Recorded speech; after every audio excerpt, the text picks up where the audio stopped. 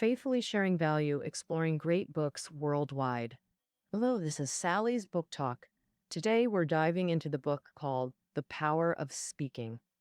This book is all about how to give a great speech. In real life, there are many occasions where speaking is essential, like job interviews, work meetings, graduations, defenses, and even weddings. At these key moments, a high quality speech can showcase our abilities, boost our careers, and even bring new opportunities to life. But many people don't know how to deliver a good speech. Some think that giving a speech is just reciting a prepared script on stage. Others believe it's chatting with the audience, and many more are filled with fear because they don't know how to perform under the spotlight. How can you accurately express your views to the audience? Today, this professional speaking guide we're bringing you has the answers. The book is called The Power of Speaking. The author, Chris Anderson, is the head of TED. Speaking of TED, it's not just a world influential entity, it's the brightest spotlight for global speaking. Stage, since its birth, it has been dedicated to spreading great human ideas. Initially, TED focused on technology, entertainment, and design. With recent expansions, TED's areas of interest have broadened, and speakers from all industries are invited by Chris Anderson to share on the TED stage globally. Their unique and profound thoughts bring power and enlightenment to humanity. Countless big-name stars have received speech coaching from author Anderson. This includes the renowned Bill Gates and Nobel Economics Prize winner Daniel Kahneman, author of the bestseller Thinking Fast and Slow. While helping speakers polish their scripts, Anderson also shares speaking secrets with them. These successful speeches on the TED stage have made Anderson the most authoritative coach in the speaking world. Anderson has written these speaking secrets into The Power of Speaking. In this book, we'll uncover these secrets through three key questions. First question, how to overcome the fear of public speaking. Second question, how to convey the ideas in a speech. Third question, what details should you pay attention to when speaking? Okay, let's tackle the first question, how to overcome the fear of public speaking. Every person who's ever given a speech has experienced some level of nervousness or stage fright. Even seasoned public figures, blushing, racing heart, faster speech, trembling legs, or even a blank mind at crucial moments. These are all specific manifestations of speech anxiety. For instance, our author Anderson once got so nervous during a speech that he couldn't stand. He had to grab a chair and sit center stage to begin. People wonder where this fear of public speaking actually comes from. Our fear of public speaking is really driven by high expectations. Simply put, it's because we set our expectations too high.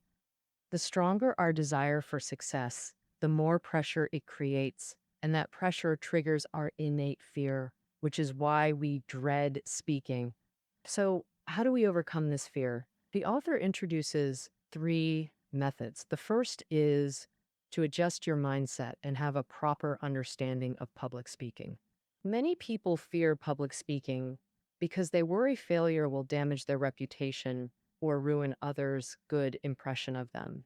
But these speakers forget that the sole purpose of a speech is to convey valuable ideas to others. Since speaking is about sharing ideas, speakers should focus more on their content rather than obsessing over audience reactions. If speakers can immerse themselves and the audience in the ocean of ideas, nervousness and fear will naturally fade. Try thinking of the audience as friends for a different mindset. Additionally, many people like to imitate famous orators during speeches, but in reality, we don't need to be like Churchill or Mandela. We just need to be ourselves. The power of a speech comes from the substance of the words, not necessarily being passionate and winning thunderous applause. For us ordinary folks, telling our stories with simple words and clear logic is enough to win over the audience. The second method to overcome fear is physiological regulation. When we feel fear, our bodies automatically release adrenaline, which speeds up breathing, accelerates heart rate, and can cause trembling. Fortunately, there are many ways to keep adrenaline at a beneficial level. Deep breathing is an effective method. Inhale deeply into your abdomen, then exhale slowly. Repeat this 3 times to calm yourself down. If you still feel tense all over, you can also try some more vigorous physical exercises. Anderson admitted that at the 2014 TED conference, he was tasked with interviewing a U.S. National Security Agency official about Snowden, undoubtedly a high profile, sensitive discussion. Snowden was being pursued by the US government at the time for leaking state secrets. Um, you can imagine how nervous Anderson was then. To relieve stress, 10 minutes before the session, he hid in a backstage hallway doing push ups. Surprisingly, just a few sets restored his calm and confidence. Drinking water is another way to control adrenaline quickly. Drinking half a small bottle 5 minutes before going on stage ensures hydration and prevents dry mouth from affecting performance. Also, avoid going on stage hungry. It causes stomach discomfort and heightens anxiety. Eating something an hour beforehand to replenish energy is also smart. The final way to overcome fear is preparing contingency plans in advance. If you always worry about mistakes, design backup plans ahead. If afraid of forgetting lines, keep notes visible. If worried about technical failures, prepare small stories to fill dead air. For example, the staff is checking the equipment. Now we have a few free minutes. Let me tell you a story. See how this smoothly diffuses awkward silence. All right, to summarize briefly, speaking fear stems from this placed mindset. Adjust it or use physiological regulation. Prepare responses for unexpected situations, and you'll face challenges fearlessly. Now, let's address the second question: how to convey ideas in a speech. The author believes you must first gain the audience's permission before planting ideas in their minds. He shares 2 techniques in the book. And first, build a trust bond to open the audience's hearts, making them receptive to your ideas. Next, step 2, use explanation and persuasion to win over the audience with logic. First, let's discuss how to build a bond of trust with the audience. Unlike reading articles, speaking is face-to-face communication. To make the audience accept your views, trust is fundamental. Many methods help gain audience favor and trust immediately. Here we'll briefly introduce 3 methods. First method: learn to communicate through eye contact and smiles. Through years of observation, author Anderson found audiences judge trustworthiness by looking into a speaker's eyes. If the speaker is sincere enough, even just standing silently with one earnest glance can convince the audience. A smile is the best trust-building tool. It holds magical power. When you smile at others, they'll inevitably smile back. Thus, trust and goodwill are unconsciously established. So remember, your first action on stage shouldn't be diving into the speech, but scanning the audience with your eyes while smiling to show goodwill and sincerity. Second method: appropriately show vulnerability. Many believe you should never admit nervousness or apologize for it during speeches, as it undermines confidence. Yet Anderson proposes the opposite view in his book. He believes expressing nervousness directly and showing vulnerability disarms audiences and bridges the speaker-audience gap. Many celebrities have openly shared vulnerability and unease on the TED stage. For example, neurosurgeon and best-selling author Sherwin Newland shared his depression experience from 30 years ago while introducing electroconvulsive therapy. His condition was so severe that he underwent ECT as a last resort. This therapy targets severe mental illnesses by delivering electric currents directly to the brain. After 20 lengthy sessions, he was cured. By revealing his depression history, Sherwin Noland powerfully demonstrated ECT's efficacy while emotionally moving the audience, giving the speech extraordinary power. Third, the secret to building trust relationships. Using appropriate humor or Telling a short story, humor is often considered a superb tool for interpersonal communication. It's also employed by many excellent orators. In speeches, humor not only makes the presentation engaging and eases tension, but more importantly, breaks psychological barriers and sparks shared thoughts and emotions. The most effective way to show humor is sharing anecdotes related to your topic. This usually elicits knowing smiles from the audience. However, humor requires skill. Not everyone can master it. If humor isn't your strength, try alternatives like preparing a true story tied to your theme. People love stories.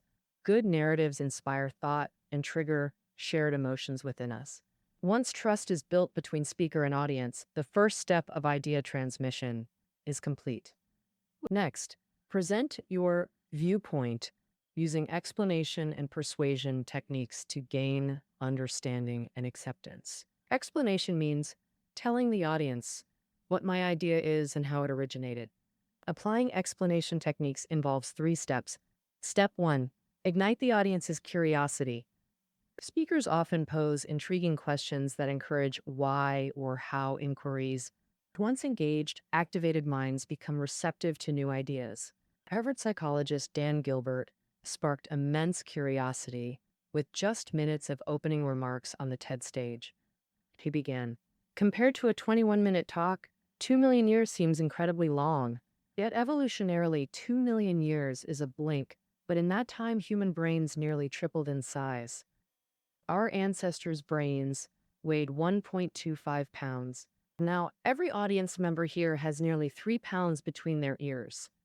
Why? Why is nature so urgent about giving us such massive brains?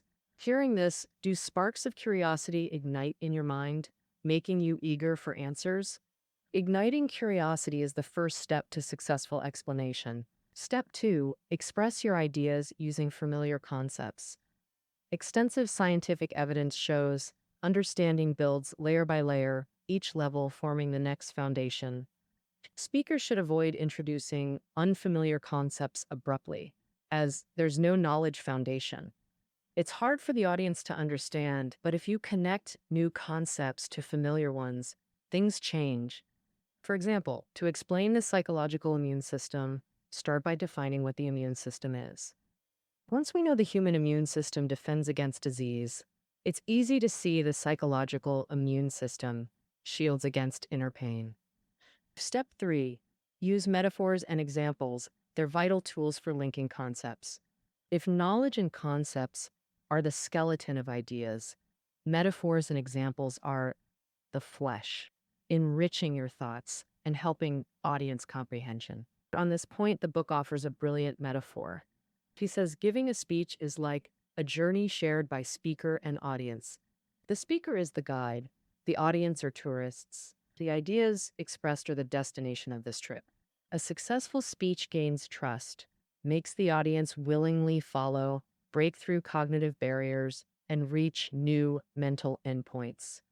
See how such a simple metaphor reveals public speaking's essence and makes it unforgettable. We've just covered the 3 steps of explanation techniques. Next, we'll discuss using persuasion to overturn audience beliefs and replace old ideas with new ones. 2 common persuasion methods are real data and reasoning. First, let's see how cognitive scientist Steven Pinker uses real data to overturn perceptions of violence. In our past understanding, today's society is rife with violent crises. Wars, murders, terrorist attacks are rampant and escalating. But Steven Pinker wants us to know that, compared to history, violence in today's world is actually decreasing. To break stereotypes, he first presents facts to remind us how terrible historical violence was.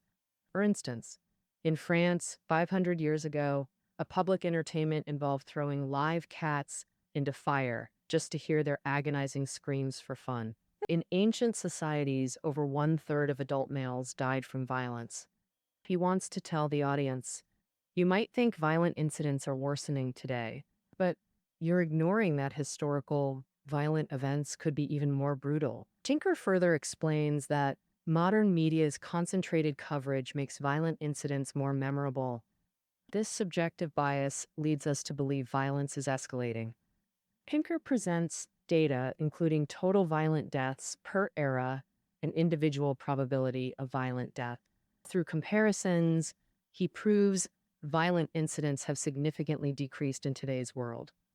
Thus, he reveals the speech core message. What matters isn't total violent deaths, but individual probability of violent death. And this probability is declining. This way, Pinker used real data to shift the audience's pessimistic view of violence. What if we can't find suitable data?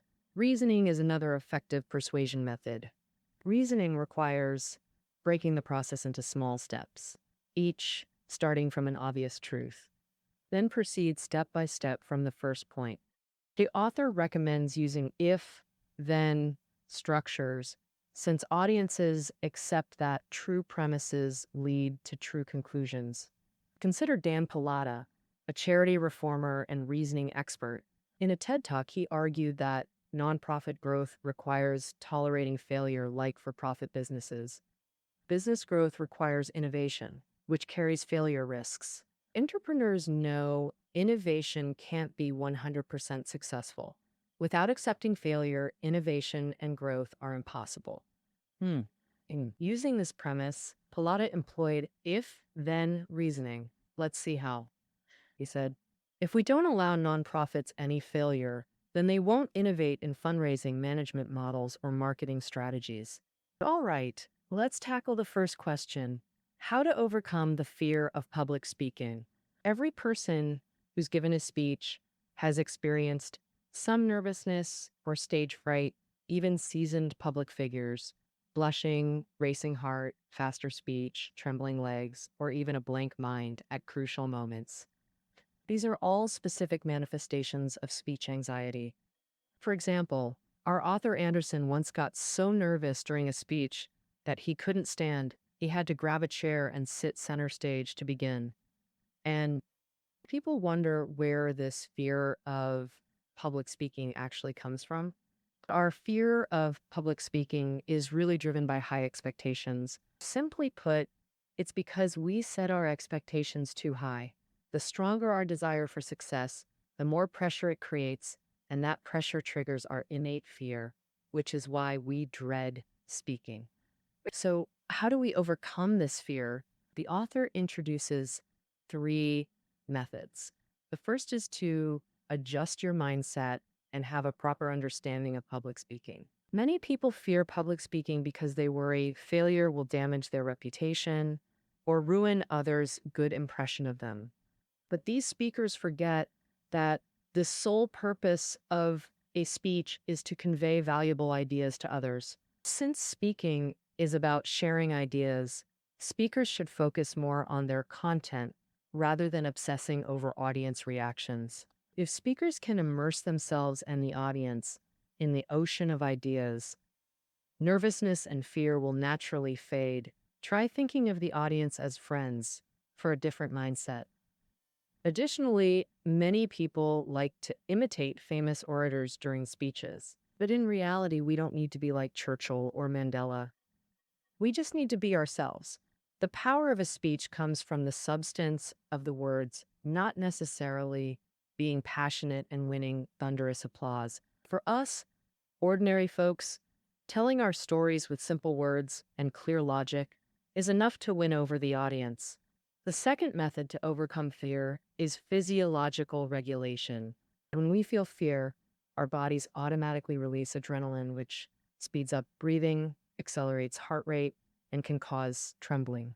Fortunately, there are many ways to keep adrenaline at a beneficial level. The advantage of impromptu speaking is its vivid authenticity. Speakers don't need to constantly think about their next words, freeing up energy to engage the audience. But impromptu doesn't mean unprepared. Without proper preparation, you risk awkward pauses or veering off topic. Thus, even for impromptu speeches, skilled speakers prepare clear outlines and key points. Pre-plan how to advance the speech, organize the language. Now let's discuss using slides effectively. They enhance visual appeal and amplify your message's impact. Sometimes one slide speaks louder than 1,000 words. When explaining concepts hard to verbalize, showing them directly on screen works best.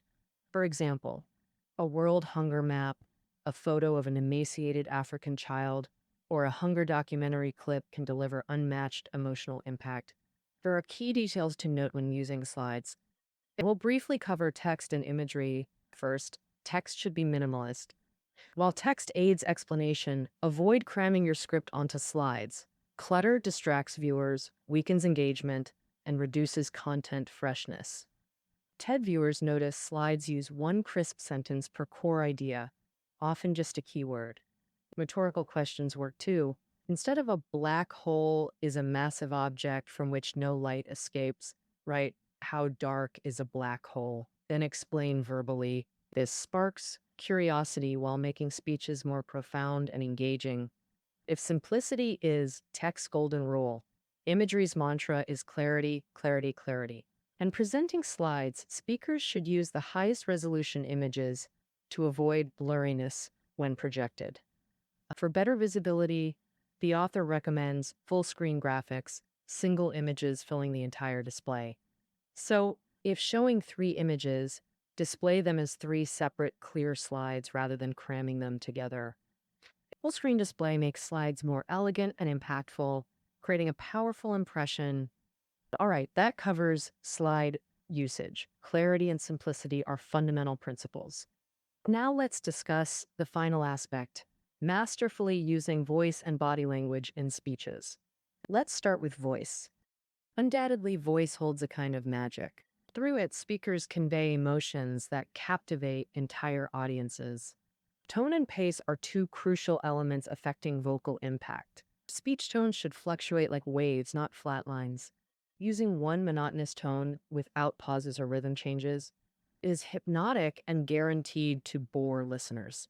Our solution: mark sentences to emphasize, then deliver them with emotional variation. Beyond tone, varying speed according to content is vital. Anderson advises slowing down for key concepts or complex theories. Don't fear pauses.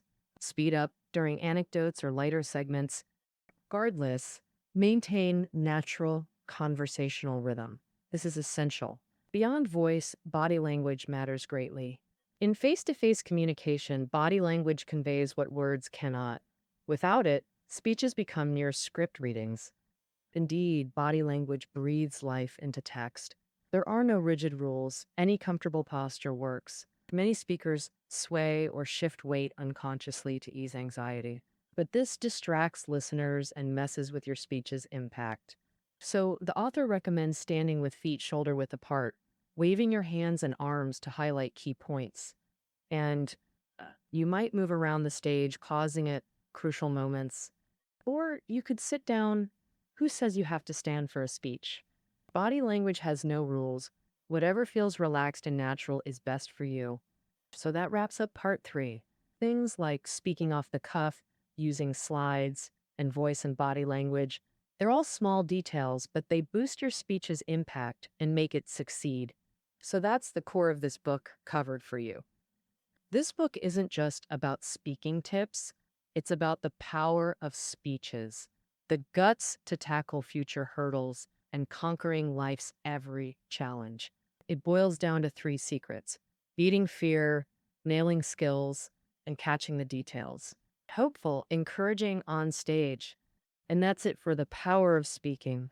Notes are below. Catch you tomorrow.